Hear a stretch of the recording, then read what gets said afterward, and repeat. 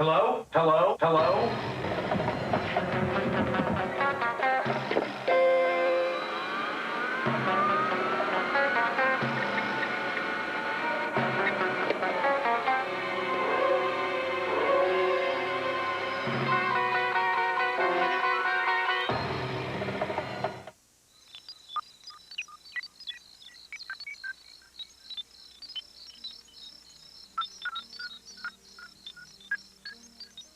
It could affect electric power, phone service, air travel, major governmental service. As the Vice President said, we're not just talking about computer networks, but billions of embedded chips built into everyday products. The new year is usually welcomed in with lots of celebration. Now we await the new millennium. The countdown is on till clocks and computers around the globe will shift from December 31st, 1999 to January 1st, 2000. Never in human history has the changing of a date been so widely anticipated and now feared. So many of the most basic aspects of daily life that we take for granted are at risk, simply due to possible widespread computer failure. Whether you see them or not, we depend on computers every day, sometimes for life itself. You assume the grocery store will be well stocked with food, or to be able to pump gas whenever you need it. If you need some extra cash, the ATM is on 24 hours a day. If you work a regular job or get a pension, you expect to be paid at the same time every month. When it gets dark, no problem. Just turn the switch and there's light. When it gets a little chilly outside, you simply turn up the heat. We think it's virtually our right to have water to drink, cook, and bathe with. And it sure is hard to imagine life without the telephone. The trouble is, most of us can't even imagine losing these services because we can't see the computers that run much of society today. The computers are so transparent, so invisible, that it's hard to even imagine something like the Y2K problem. Hi, I'm Ed Yourdon. This is my daughter, Jennifer Yourdon. Perhaps you've seen the book that we've written called Time Bomb 2000. I've been in the computer field for 35 years. I've written some 25 other books on computer software. Jennifer has been on Wall Street for the last 7 years, focusing on economics and finance. There's widespread concern that the year 2000 computer rollover problem, commonly referred to as Y2K, will cause severe disruptions and failures that affect the personal aspects of our daily lives. The problem is that many computers have been programmed so that they won't recognize the rollover from 99 to 00. Some computers will stop, some will begin to misbehave, some of them will generate grossly incorrect output, which might not matter unless, of course, it's your paycheck. I know this sounds almost unbelievable, but it's not some form of science fiction. Around the world today, hundreds of thousands of programmers are working as hard as they can to fix the problem, but they probably won't have enough time to finish.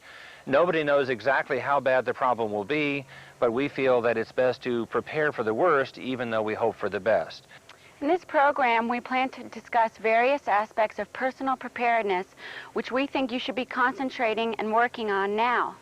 The subjects will include food and food storage, water storage and treatment, lighting, heating, and cooking, personal hygiene, and medical supplies. Let's start with food and food storage. I'd like to hand it over to our host, Avian Rogers, and personal preparedness expert, James Stevens, for food preparation tips. Hi, I'm here with James Stevens, the author of the classic text on personal preparedness called Making the Best of Basics. And now he's come out with this wonderful resource guide with a special Y2K focus called Don't Get Caught with Your Pantry Down. That's a great title. My wife came up with that. Glad you could make it over here. So, James, it seems sort of alarming when you start talking about food storage and food preparation. Most people don't think about being prepared in terms of having food. They think about money in the bank, they think about life insurance, they think about automobile insurance. But food actually is life assurance. It assures that life will go on regardless of what's going on outside the doors.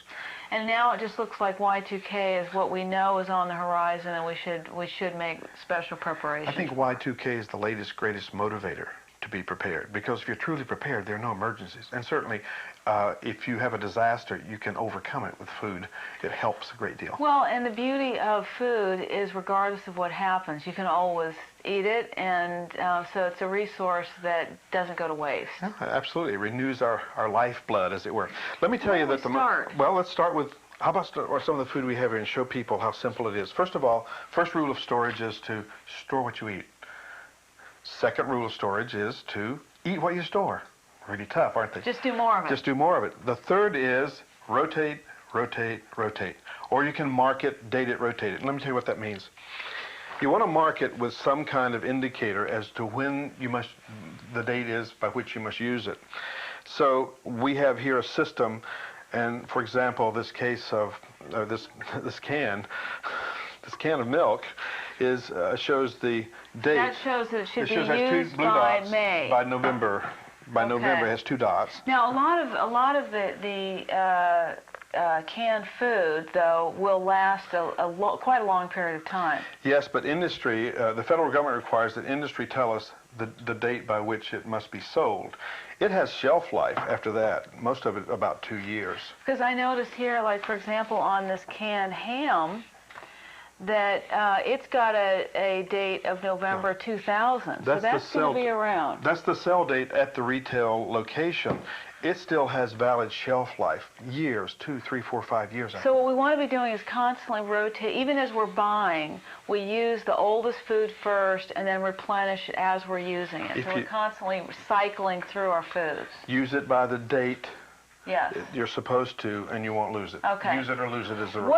Let's look at the kinds of foods. I mean, this looks like anything, just anything here you could buy at the grocery store. Everything here, I think, was bought at a grocery store. They're the staples, such as pasta. You have peanut butter, which is certainly a staple at our house. Tuna fish will last forever. Tuna fish, crackers, comfort foods. We call these the comfort foods. They're the ones that make you feel comfortable because they have all the fat in it. It makes you feel good. There's no reason why we can't have a little enjoyment in our diet, even if things might be compromised and our resources might be limited. Good tasting food is delightful. That's why we store spices. And we also want to have a good life by having vitamin supplements and yes, I like a lot minerals of in our diet. Supplements. We also store paper products. As you can see here, we have the toilet paper, the feminine products, and the baby products that's necessary in food storage. Napkins, plates, cups. So in case then we don't have to worry about washing dishes if again we have special problems with water and availability. If we plan our food storage around camping, which is what, without electricity, you're going to be camping in your kitchen or camping in your house. Just plan to have a good time at it. And you don't have to do anything weird. This is all very normal, typical stuff. I mean, what are some special things that people need to consider, like for babies or? Obviously, we want to have, if you have children, if you have babies in the house, you'll want to have baby supplies, food supplies. If you have a person with a special diet, such as diabetic or geriatric, you want to have products for them too. And they know what they are. You want to have long-term storage products that will give you health. There's even milk you can now buy that'll store on the shelf for 6 to 8 months. Don't need refrigeration. That's fantastic. So you try to plan around the fact that you're up in the mountains camping out and you don't have an ice chest. And if you take that attitude, remember. Leo, the thing about this, this looks easy. This looks very manageable and something that anybody can do. Anybody can do it if they'll just sit down, determine their vulnerability to the natural disasters, the man-caused disasters, of which Y2K is one, and the personal disasters, debility, disability, death, whatever. So people should be buying for at least 2 to 4 weeks, but perhaps for even 6 months to a year then. A person should buy all the food they possibly can, given the amount of resources they have to dedicate to food. We don't recommend that they go out and remortgage the house or to sell the farm to do it, but they should make a commitment to having food on hand, as our forefathers did. Yeah, our grandparents always. I went to my grandparents' home, and there were always hams hanging out on the porch, and food and bottles and things. Well, those may not be the best things we can do today for our body, but you can certainly buy the products now with today's technology to protect them and make them available in the future. Well, this, as you said, I mean, this kind of availability of food has really only happened in the last 100 years, and so this is something the way that we've lived as a civilization for centuries. Now, I could live very well on what we have between here and the pantry. How do we go about, what are recommendations for how to properly store food? What are some of the deterrents that can happen to food? First abiding rule is store food in the area where you live. It is live food. It has nutrition in it, so you want to give it at least the regard you give your own body. What about the garage? Nothing edible should go in the garage. It'll shorten its life, because the things that shorten the life of foods, the storage foods, are, first of all, temperature. Quickly deteriorates food. Light is not good for food. That's why it comes packed in cans, to which light won't go. So you want to protect foods, obviously, from light. Humidity. Keep things dry. Pasta will mold. Beans and other kinds of things will start to sprout if they get too humid. So you want to protect them in these containers from humidity. And also you want to protect it from infestation and vermin. But the most important thing you have to protect all food from is the passage of time. That's why the chart is so important, to keep track of how long things have been in storage and when they should be used. But many of these things now, because we're looking at really foods that don't require refrigeration, Correct. will last often in many cases for years. Yes. The stored foods, sauerkraut doesn't have a very long storage time, nor do the tomato products, but virtually everything else will store for years. These are some really nice containers, Yes. Airtight, watertight. If you keep the humidity out, great. And Keep the with bugs out. Screw-top Screw lid top makes like it that, simple. it can fit a 3-gallon or a 5-gallon. 5-gallon or 6-gallon.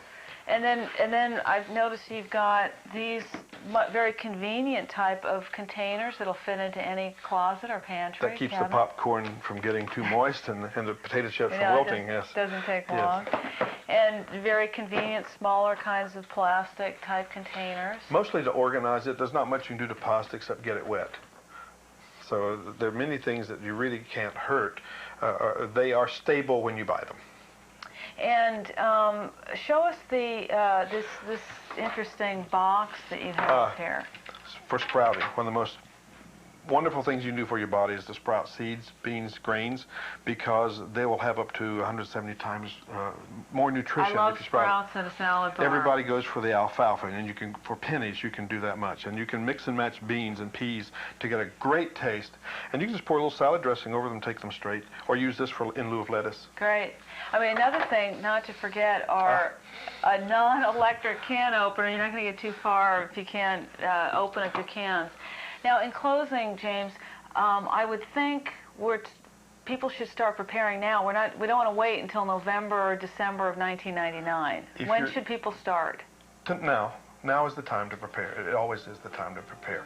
And if people are truly prepared, there will be no emergencies in their life. Okay, James. Now, we've talked about canned goods and other non-perishables that are typically and readily available at supermarket, but there are also some wonderful alternatives to foods when preparing for any kind of disaster. Let's talk about some of these. Well, you can actually do your own in-home food production with an in-home dryer, and you can dry veggies and fruits, even herbs. Yeah. And you can do flower arrangements if you want. Lots of things you can do. Dry them in your own home. Great. Flowers in a disaster, why not? What are some of these other things? Let's look at these. There's commercial drying.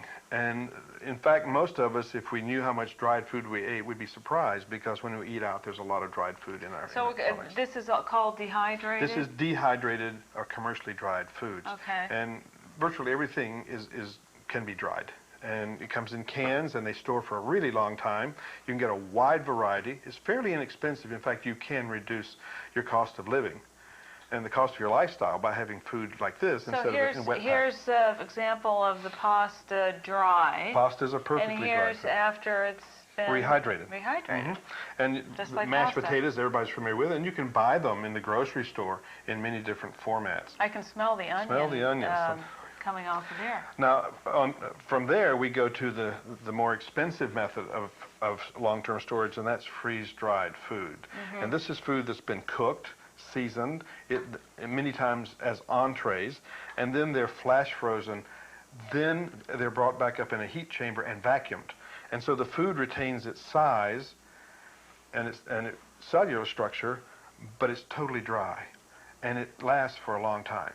But as I said, it's a little bit expensive. So this is a fully prepared meal. This has chicken, and it has some red peppers in it, and the pasta and the sauce and everything. It's great. Just a little hot water, and we're off and running. So what are so the advantages and disadvantages of dehydrated and freeze-dried? Let's review that. Right. Dehydrated is less expensive, more popular, and more options. Okay. It also is less expensive. I see. The freeze-dried usually tastes better because it's full meal entrees, and it rehydrates very quickly. It's a little more expensive. I see. And then what we can do is that people should know about is you can buy these programs where companies will provide you with full food systems for your family for a certain number of people, whether it's a month, 6 months, a year, whatever you desire. And you can buy it in the dried version, or the dehydrated version, which is a dried version, or you can do the freeze-dried version, or you can mix and match. You can have it either way you want it. Exactly. We just recommend before you make the big purchase orders, you probably want to try some of their samples before you make that kind of commitment for your food preparation programs. You don't want to do anything weird, remember? And the important thing is that they eat what they store and store what they eat. So they should know that if they buy it, they must assimilate it into their diet. And the most important part, after you buy it, must store it in the area where you live. Don't put it in the garage. Don't put it in outside. Keep it in the home where you live. Very important. Cabinets, above your cabinets, if you have to store in closets, under your furniture. Underneath the bed, whatever. Better that than in your garage. But, right. You know, I have to try this, though. Let's just sample the goods here. Really good. Very good. We shouldn't have to compromise our lifestyle, just our quality of life, just because we're in disaster What mode. is your life worth when you're in an emergency? Well, it's clearly a global problem. I think it's going to potentially affect virtually everyone in the world in one way or another. So I think it's worth everybody's attention at this time. The year 2000 problem is, in fact, a very serious threat to the U.S. economy. Indeed, it is also bound to seriously disrupt the entire global economy. Currently, I believe that there's a 70% chance of a global recession as severe as the one that occurred in 1973-74 as a result of the year 2000 problem.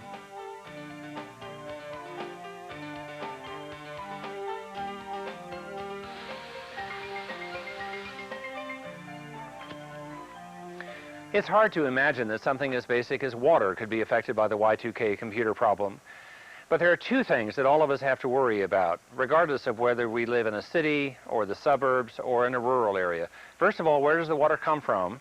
And secondly, how can we be assured of its purity for cooking, for drinking, for bathing, and so on?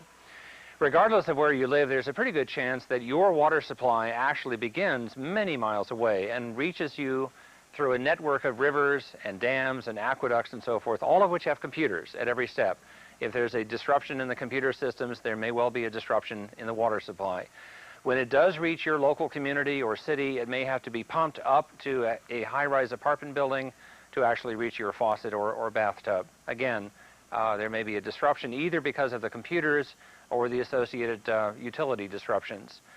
As for purity, the main thing we're concerned about in most cases is the water purification plants themselves, particularly in the city and suburban areas where there are computers regulating the flow of chemicals to ensure the purity of the water. We're also concerned, at least in some cases, about possible environmental problems. There are a few cities in the United States that have hydrogen cyanide plants located a few miles outside of town, which could have obvious problems with the water supply. So let's turn now to Avian and James to talk about water preparedness. Well, you certainly can't get more basic than water. Water is the absolute basic for life. So now, if Y2K were to cause problems in delivering a supply of drinking water, what are some of the things that we can do? Well, it's very simple. It may not be easy, but it's very simple. One stores a gallon of water per day for 14 days for each member of the family. So then you just do the math. So for 2 people, it'd be 28 gallons and beyond. That's correct. Well, that's pretty simple. So like this is a 55-gallon drum. Mm-hmm. So this would be about a supply for 2 months for one person. So Correct. that gives people an idea of the Volume. The volume. Mm-hmm. Here's 5 gallons. 5 so gallons. this would be about a week. Yeah, exactly. For with this one container. Right. Mm-hmm. So then, how do we actually? What are some of the types of containers besides this? What are we looking we tell for? people to use clean containers. Don't use food containers. Milk cartons are a no-no. Ketchup bottles, things of that nature. And don't store it in bleach bottles. It could be dangerous. Someone might mistake it and drink full bleach, so full strength bleach, and you want to avoid that. So we ask them to store in clean containers. And then you have to get some kind of filtration device So, first of all, how do we treat it? Okay. We treat water, first of all, with chemicals. And sodium hypochlorite, which is found in bleach, you take 2 drops per quart of water.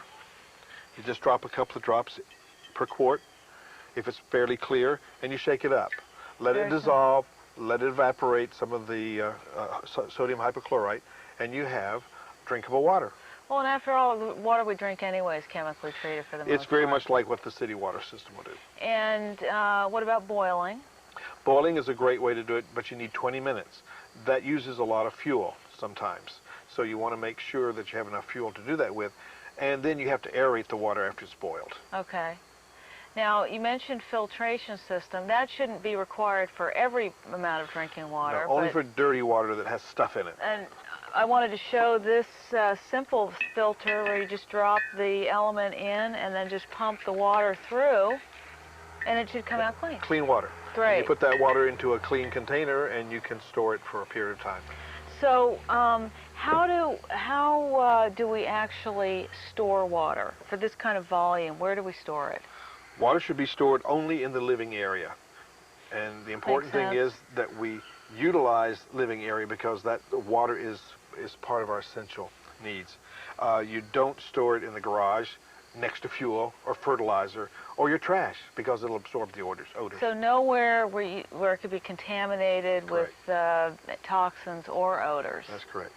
Now, what about additional sources of water? Every home has 30 to 75 gallons of water in the hot water heater, in the plumbing system, in the pipes, the lines that run in the home, in the back of the toilet, not the toilet bowl, obviously.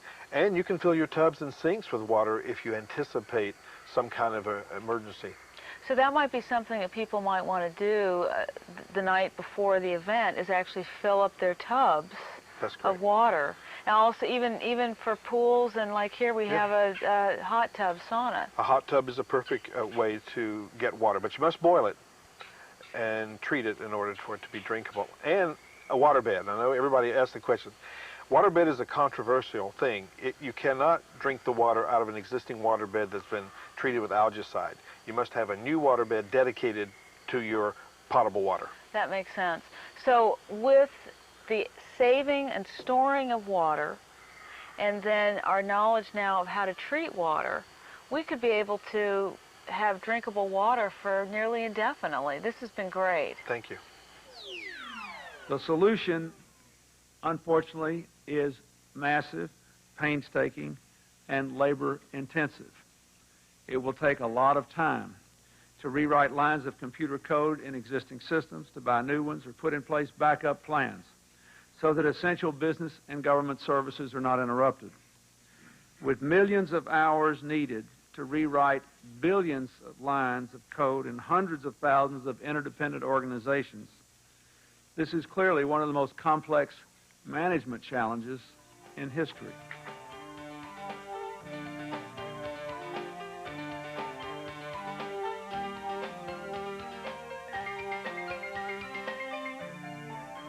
Perhaps the most important of all utilities is electricity, for lighting, for heating, and for cooking throughout our households.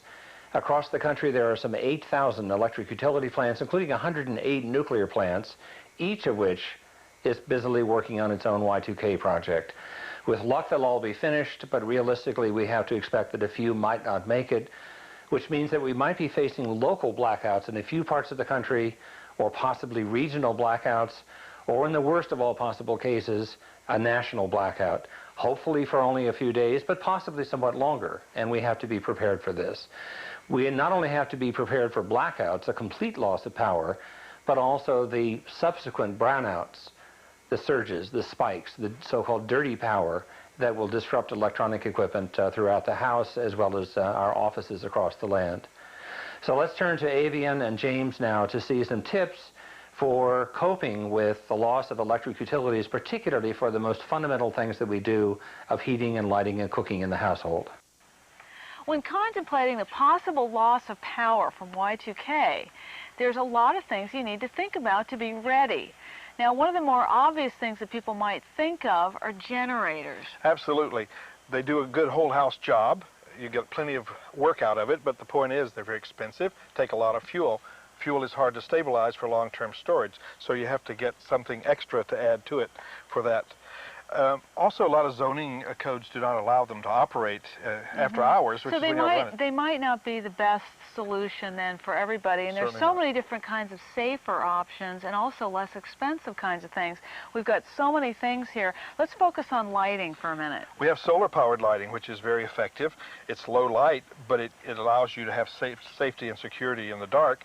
And some of these lights can be detached from their normal application in the yard or garden so that you can bring them in the house for night lighting. And plus something like this will last forever. I mean, you can have energy efficient lighting for as long as you want. They regenerate every day in the sunlight. Here's a battery. Here's a solar-powered flashlight that also operates on batteries. Fantastic. And it'll charge the batteries as it sits in the sun in the daytime. Now this is a handsome unit. It's a fairly expensive unit, but it's very effective. It gives out a lot of light at night because it charges during the daytime from the solar power panels that are there. Now, I would think also with longer term, if the power were to go up for more than a few days, batteries, your regular battery-powered flashlights are going to start waning and shutting down on you. That's correct. Well, for the guy who has that application, we have a battery charger that is solar operated, solar energized. Isn't that neat? That is a true boys in the toys. And it comes in different sizes so that you can use them in different batteries for different flashlights. That's great. Wonderful little device. What are some of these other? We've got the classic Coleman lantern, which certainly puts out a lot of light. With a little extra noise, but it is very efficient. And then we have kerosene. We have the barn model for outdoors use that has the safety wind panel, and then we have the indoor model, which gives a little more light, a little more effective, a little higher quality light, but you couldn't take it outdoors. Very cute. And of course candles are an obvious option, but these aren't the kind of candles that you just go out, decorator candles at the... These are not tallow candles. They're specially made for long term. These are 8-hour candles. But this can is equal to 120 hours of candles in a very small can, and you can actually cook with that. So it would take all of these candles to last as long as that. That's fantastic. And we have, what's this cute This is a crank light. It has, you can generate light by cranking and just turning on the button. It's neat. Well, here's my favorite. The coup de grace is the crank-up solar-powered flashlight and radio. It has everything. It's adorable.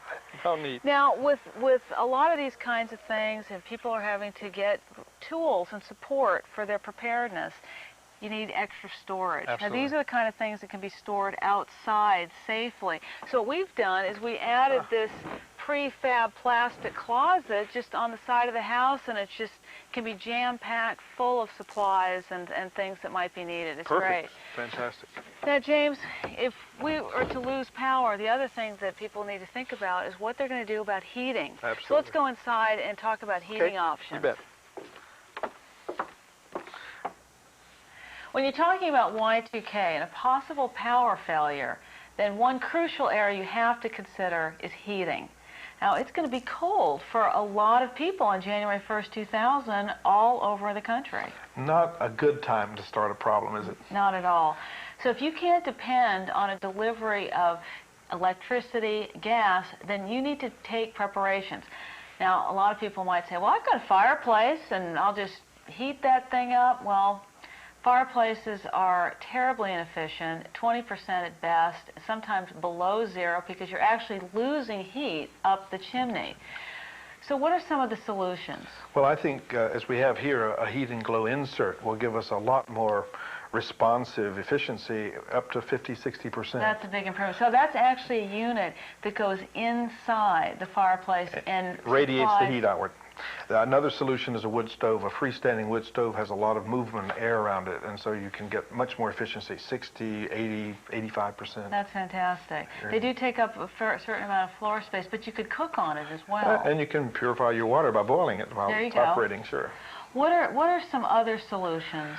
I think kerosene is probably the most popular one and the easiest for most people to manage. An old standard. It's been around a long time. However, be aware that it's going to take about 5 gallons of kerosene fuel for 24 hours of operation. Wow. And of course that will also operate a lantern for the night hours. That means 30 of these just for a month. Just for a month. That's a lot of fuel. So it's a problem storing it. Important. It is. Yeah. And it's flammable, so you don't want to store it in your home or in your garage. So you have to have that stored then outside a separate storage area away from the house. I think you don't want to store it away from anything, especially your food. Now, what about propane? Propane's another solution. Propane, if you'd call your local dealer or distributor, they have products that can heat your home that are add-on, can be done after the home is built or added to an existing home. It's fairly inexpensive, but they can heat your home and get the exhaust outside so that you don't suffocate. So, and again, the tank would either be buried or somewhere on the property. They'd at least be external to the house, and that's the important thing.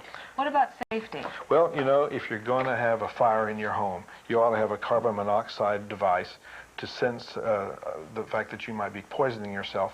Also, this is a smoke detector. And they're battery operated, as you can see, so it has the best of both possible worlds. Got to be battery operated, too. And if you're going to burn a fire in the house, better have a fire extinguisher. And I'd have several in different places and away from the fire so that you can get to them in case there is some kind of fire. And be sure to keep children away from any kind of exposed heating elements. Now, so there's a lot that people need to think about besides just having a few extra blankets and snuggling up for a few hours. So James, now another thing we need to think about is if we lose power, we're going to need to look at cooking. How to solve the cooking needs. Let's go into the kitchen and look at that. Well, James, if we lose power, whether it's electricity or gas, we're going to have to consider cooking. That's true, but you know, you can just pretend you're camping out, but you're just doing it within the four walls of your home. Hey, you can make it a little bit fun, too. Food preparation in the home on a camp gear is kind of fun. The kids will enjoy it. Exactly. This is just a classic Coleman camp stove. With a big difference, and that is that this is a dual fuel model. It allows you to use both white unleaded gas and the leaded gas that you could siphon from your automobile. That's great. And then it also has the convenience of two burners that a lot of people will like. And here's a simpler, though, a single burner version. That's a backpacker's version. It's perfect for a single item. Great. And what's this? This is a kerosene version, whereas that burns regular fuel or unleaded gas. This all will burn kerosene. So if you have a kerosene heater and a kerosene lantern, you can use the same kerosene fuel for cooking food. It allows you to consolidate your purchases of fuel so you don't have to have all kinds of fuel in your storage. Again, simplifying things. Keep it simple. Now here's a really interesting, very low-tech kind of cooking implement. This is gel alcohol, and it serves to allow people to cook a meal very simply without a lot of emissions. It's very low on the CO2 and soot, and you can control the flame simply by moving the damper or even turn it off completely. And it's real clean too. You just open it up like a can of paint, very and it's safe. Stable. It doesn't. It's gel, so it and you stays. can drop it right into the little convection device, and that allows you to concentrate the heat on the bottom of a pan. And good stability there too. Absolutely. How about even lower tech version, a candle? A candle. This is like the 6 candles you can use for lighting, and they concentrate the heat as if you had 6 candles in the middle of a pot, and it'll boil water. That's great. So you always want to keep a lot of wooden safety matches. Of course, depending on the weather, you could also use your outdoor barbecue for cooking. And if the weather's good enough or the sun is apparent, you can use a solar oven. It's very effective. Costs you nothing to operate it, and it takes a little longer. That's fantastic. You can actually cook with the sun. When you're cooking indoors, be sure to keep the window open. And be sure to have an ABC fire extinguisher in case of fire. Also, you want to be sure to get a carbon monoxide and smoke detector that's battery operated. Very important. And of course, always keep children away from any kind of open flame. Safety first, always in the home. Absolutely. So there's no reason why we can't have the convenience and simplicity of cooking, even if we're having to operate with compromised kinds of services. Again, if we're prepared, there'll be no emergency for us. I like that.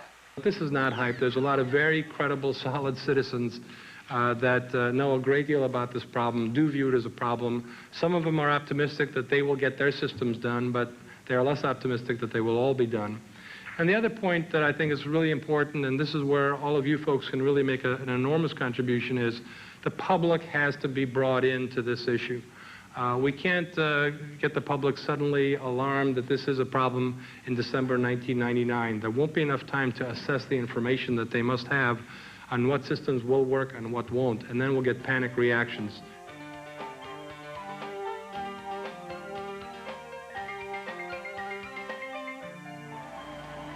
Is that better? Yeah, thanks, Jennifer. You're welcome. In the aftermath of the year 2000, health, medical, and emergency services may not be as simple as putting a Band-Aid on someone's knee. In fact, there may be a great deal of chaos after the year 2000, which may compromise our access to medicine and doctors. In addition, all aspects of medicine and health services rely on computers. These computers are used for everything from billing to tracking where your ambulance is going, to providing your prescription medicines to you, and even the medical devices that you depend on may have some date reliance in them. That's why we think it's so crucial for us to be thinking about this now and to be preparing for our possible medical needs after the year 2000. Let's turn it over to Avian and James to discuss these issues further. With the possible breakdown of our medical and emergency services, we're going to need to be prepared to handle a lot of our own needs. So, James, how do we begin to make those kinds of plans? Perhaps the most important thing to do is go ahead and have, early on in the year of 1999, our medical and dental exams, and then follow through to make sure that we take care of any problems that may be found. Before the event. Before the event. Exactly, because it could be pretty chaotic. If they find that we need glasses or a different prescription, then we should go ahead and get an extra pair of glasses also. Keep a copy of all prescriptions so that we can have them in our files in case the source we get them from is no longer available. And also have extra prescription medicine done in case it may be difficult to fill prescriptions the first month or two. In fact, I would urge each person to have their doctor give them an extra prescription that they can have with them and to go ahead and have it filled also so that they have a continual supply for at least a couple of months. Seems very important. It is. And what about medical devices? If a person is on medical devices, they certainly should have those checked for Y2K compliance. Good advice. And then in terms of just handling our own family first aid medical needs, a well-stocked first aid kit makes a lot of sense. Should be prepared. The Boy Scouts are, so we should be obviously have our own first aid kit and know how to use it. And you can get good first aid books in the library. You can buy them on every book at every bookstore. Those are readily available. And the Red Cross gives free classes usually in the communities. Wonderful courses, CPR, a whole lot of things. Exactly. And then handling our own personal hygiene, just like we do at the grocery store with our non-perishable and canned goods, we should make sure that we've got our shampoos and toilet paper and soaps, razors, extra things. Like you said, buy what you use what you buy, just do more. Let's do more of it. Make sure we have our antacids and our cold and allergy medications because they give some comfort to us. And my wife says you can't have too much toilet paper. Well, and your wife is right. So I see you've got some tools out here, too. We should have tools to help us because the repair services may not be readily available in the timing that we select. So be able to make minor repairs in our own home, have the tools, and know what to do with them. Might be hard to get much help. There are plenty of good books that will help you know what to do next. They're available at the bookstores and in the libraries. A little self-sufficiency will go a long ways during this time. And what about transportation, too? Make sure your car is Y2 compliant. You can call a dealer you bought it from usually, and they can help you with that. And make sure that you drive on the top half of the tank, not the F mark. Maybe fill up on New Year's Eve, 99. Right. So, and then make sure you have some alternate kind of transportation also, if necessary. And a bicycle is a good investment. Most efficient form of transportation there is. That's true. The cheapest one to own, and the titles are very, very inexpensive each year to renew. So we want to make sure that people have mobility. Yeah. And in order to have mobility, another thought is having your paperwork in order, your passports if necessary, your working permits. Make sure your will is up to date and that your contracts are clean and clear and without cloud and that you can continue to operate and collect or pay, whichever is necessary. Make sure your certificate for your of title is available, and your property taxes, etc., are all taken care of.